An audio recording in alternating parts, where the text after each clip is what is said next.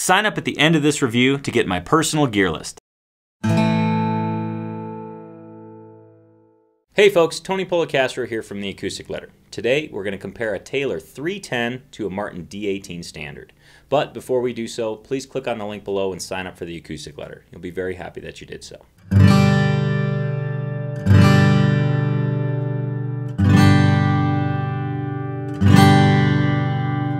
So today we have a comparison for you.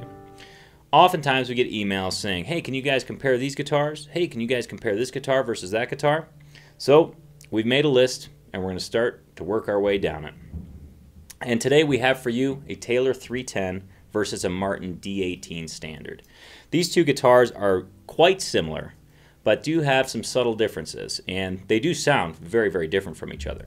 What we have on both guitars is a Sitka spruce top, both on the D-18 and 310, an ebony bridge and an ebony fingerboard, also found on both. The bracing pattern for both of the tops is very similar. They both have forward shifted X-brace tops, but the Taylor has the relief route, while Martin does not. The back and sides, although they look the same, are a little different as well. The Taylor 310 has a Sapelli back and sides, while the Martin has a true Mahogany back and sides. Both guitars have a mahogany neck, but the nut and saddle are different on each. The Martin features a bone nut and saddle, while the Taylor features a tusk nut and saddle. The Taylor's nut width is 1 3/4 inches, and the Martin's nut width is 1 11/16 inches. The headstocks are also different on these instruments. The Martin has a vintage style headstock with open gear tuners, while the Taylor has a more modern style headstock with closed gear tuners. Another thing that separates these guitars is the finish. Now this is something that you don't notice right off the bat, but the Taylor features a UV cured poly finish, while the Martin has a nitrocellulose lacquer finish. The Martin is full gloss, while the Taylor's top is the only thing that's gloss. The back and sides of the Taylor 310 are satin. The scale lengths on both of these guitars are very similar. On the Martin we have a 25.4 inch scale length, while on the Taylor we have a 25.5 inch scale length. So what we're going to do is play the Taylor 310 and the Martin D-18 standard, one right after another, so you can hear the difference between these two very, very cool models.